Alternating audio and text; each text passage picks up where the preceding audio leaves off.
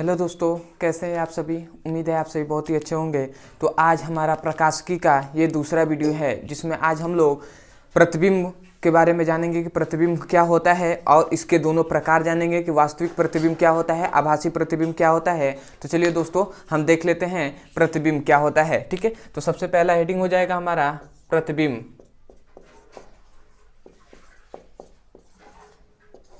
ठीक है, तो प्रतिबिंब किसे कहते हैं। तो सबसे पहली बात आती है कि प्रतिबिंब होता क्या है। तो देखिए दोस्तों, प्रतिबिंब हम किसे कहते हैं। हम जानते हैं ऐसे जो हम दर्पण में देखते हैं तो जो हमारा क्या बनता है, जो हमारा प्रतिबिंब बनता है उसे ही तो हम कहते हैं प्रतिबिंब। तो ऐसे डिफिनीशन में तो ऐसे तो हम जानते हैं, परंतु डिफिनीशन कैसे कहेंगे कि प्रतिबिंब क्या होता है। तो डिफिनीशन यही हो जाएगा कि जब जो प्रकाश की किरणें आती हैं, ठीक है, समझिएगा। जैसे मान लेते हैं ये कोई दर्पण है, ठीक है, मान लेते हैं ये कोई दर्पण है, ठीक है, ये मान लेते हैं किसी पर दर्पण, ये दर्पण है, ठीक है, समझिएगा एक एक पॉइंट। ठीक है,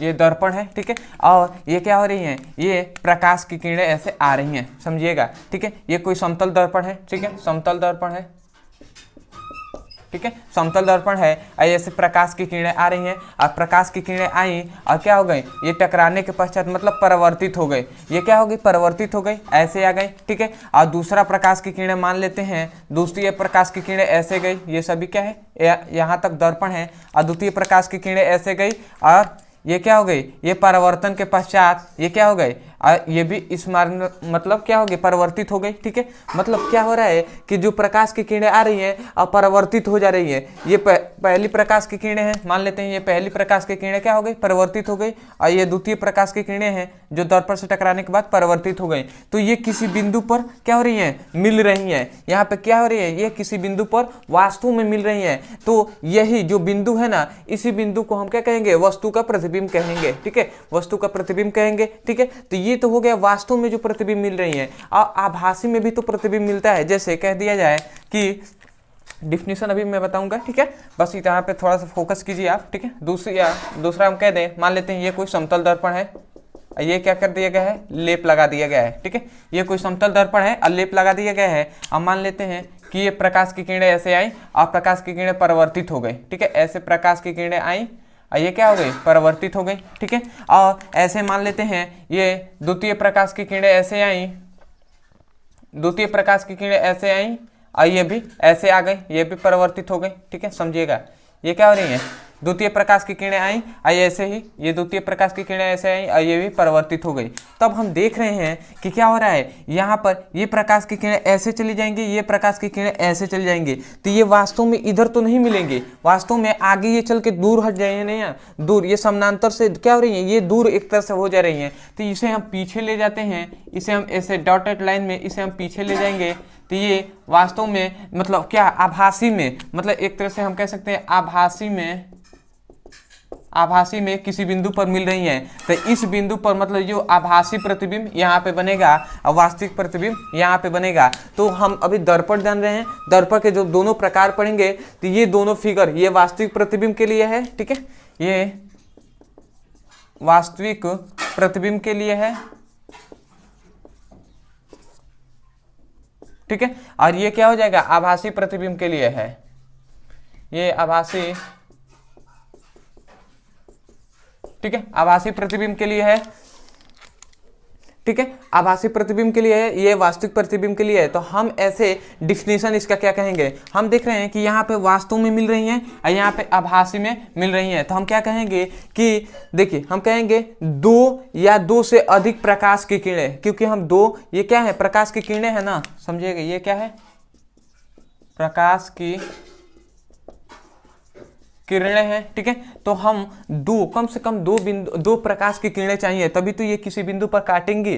ठीक है, तो जो मतलब प्रतिबिंब बनाने के लिए दो प्रकाश की किरणों की होना बहुत ही आवश्यक है, और दो से अधिक हो सकती हैं, एक से मतलब नहीं होगा, प्रतिबिंब बनेगा ही नहीं। तो सिंपल सी हम कहेंगे कि दो या दो से अधिक प्रकाश की किरणों का जो परावर्तन या अपवर्तन के पश्चात, देखिए यहाँ पे क्या हो रहा है, ये परावर्तन हो रहा है ना, परावर्तन की घटना हो रही है ना, यहाँ पे क्या हो रहा है, परावर्तन की घटना हो रही है। परावर्तन में भी क्या होता है, प्रतिबिंब बनता है, और याद रखेंगे अपवर्तन में भी क्या होता है, प्रतिबिंब बनता है। तो अभी हम परावर्तन पढ़ रहे हैं, तो परावर्तन में समझ लीजिए, अपवर्तन जब पढ़ाएंगे तो वहां पे हम बता देंगे, ठीक है। बस इतना जानिए कि परावर्तन अपवर्तन दोनों में प्रतिबिंब बनता है। तो हम क्या कह रहे हैं कि जब प्रकाश दो या दो से अधिक प्रकाश की किरणों परावर्तन या अपवर्तन के पश्चात जिस बिंदु पर मिलती हैं या मिलती हुई प्रतीत होती हैं, उस बिंदु को हम क्या कहते हैं, प्रतिबिंब कहते हैं। समझ में आया क्या कहा जा रहा है? देखिए एक बार और सुनिए, ठीक है। क्या कहा जा रहा है कि दो या दो से अधिक, देखिए दो या दो से अधिक प्रकाश की किरणों को परावर्तन या अपवर्तन के पश्चात, ठीक है। क्या कहा जा रहा है? दो या दो से अधिक प्रकाश की किरणों का परावर्तन या अपवर्तन के पश्चात जिस बिंदु पर मिलती हैं या मिलती हुई प्रतीत होती हैं, उस बिंदु को ही हम क्या कहते हैं, प्रतिबिंब कहते हैं। किसका प्रतिबिंब? वस्तु का प्रतिबिंब कहते हैं। समझ में आया क्या कहा जा रहा है? तो ये मतलब यहाँ पे क्या हो रही है, वास्तव में मिल रही है, यहाँ पे आभासी में मिल रहे हैं। जैसे हम कह दें एग्जाम्पल में कि जो हम दर्पण में जो क्या करते हैं, हम जो दर्पण के सामने हम खड़े हो जाते हैं, जो दर्पण में हमारा क्या बनता है, जो चेहरा हमारा दिखाई देता है, वो क्या होता है, एक तरह से आभासी वो प्रतिबिंब होता है, ना कि वो क्या होता है, सीधा जो क्या होता है, मतलब वास्तविक प्रतिबिंब नहीं होता है, वो हमारी आभासी प्रतिबिंब होता है। जबकि जैसे एग्जाम्पल में हम जो दर्पण ले लें, जो दर्पण में जो हम फिगर देखते हैं वो क्या होता है, आभासी होता है। और जबकि यहाँ पे जो थिएटर ले सकते हैं, जो मूवी वूवी देखते हैं ना, ठीक है,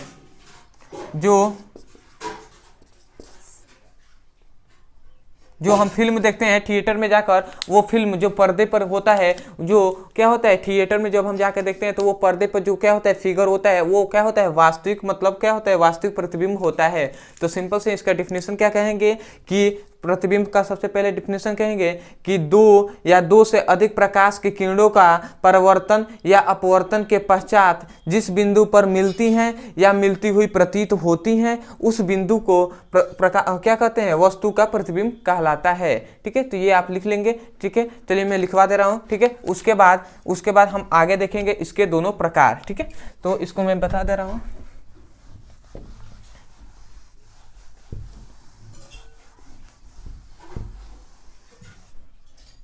तो इसका डिफिनेशन क्या हो जाएगा कि दो या दो से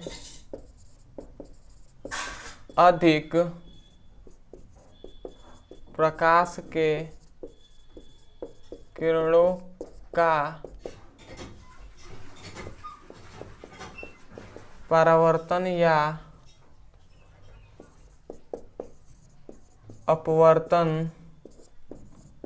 अपवर्तन के पश्चात जिस बिंदु पर मिलती हैं या कह सकते हैं मिलती हुई प्रतीत होती हैं, उसे या वह बिंदु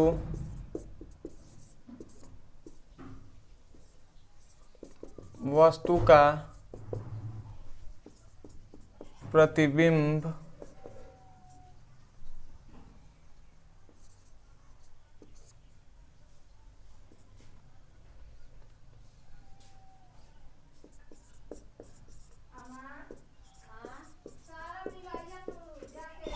कहलाता है। ठीक है, तो क्या हो जा रहा है, दो या दो से अधिक प्रकाश की किरणों का परावर्तन या अपवर्तन के पश्चात जिस बिंदु पर मिलती हैं या मिलती हुई प्रतीत होती हैं, उसे हम क्या कहते हैं, वस्तु का प्रतिबिंब कहते हैं। ठीक है, तो उम्मीद है आपको समझ में आ गया होगा कि प्रतिबिंब किसे कहते हैं, मतलब वास्तव में या तो मिलेंगी या मिलती हुई प्रतीत होंगी, उसे हम क्या कहेंगे, मतलब क्या कहेंगे, उसे ही वस्तु का प्रतिबिंब कहेंगे। अब याद रखेंगे इसके दो प्रकार होते हैं, प्रतिबिंब के दो प्रकार होते हैं। कितने? दो प्रकार होते हैं। पहला होता है वास्तविक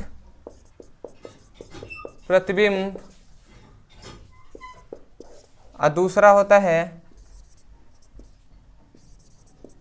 आभासी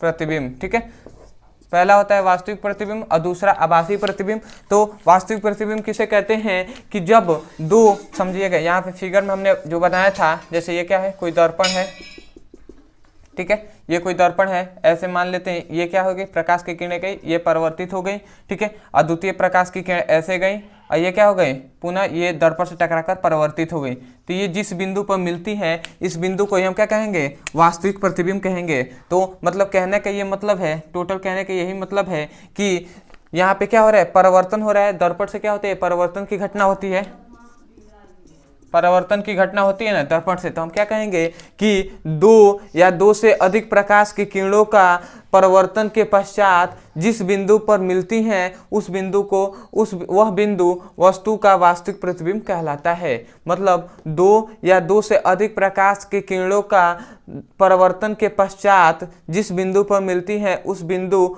या वह बिंदु क्या कहलाता है, वस्तु का वास्तविक प्रतिबिंब कहलाता है। और आभासी प्रतिबिंब हम कैसे कह सकते हैं, ठीक है। तो आभासी प्रतिबिंब के लिए इस फिगर को मिटा दे रहा हूँ, ठीक है, ये लिख लेंगे आप। आभासी प्रतिबिंब मान लेते हैं ये कोई दर्पण है, ठीक है, तो ऐसे हम मान लेते हैं ये क्या हो गया, ये प्रकाश की किरणें गई और परिवर्तन के पश्चात ऐसे चली आई, ठीक है, और उसके बाद द्वितीय प्रकाश की किरणें ऐसे गई, ठीक है, और ये परिवर्तन के पश्चात ऐसे चली आई, ये द्वितीय प्रकाश की किरणें।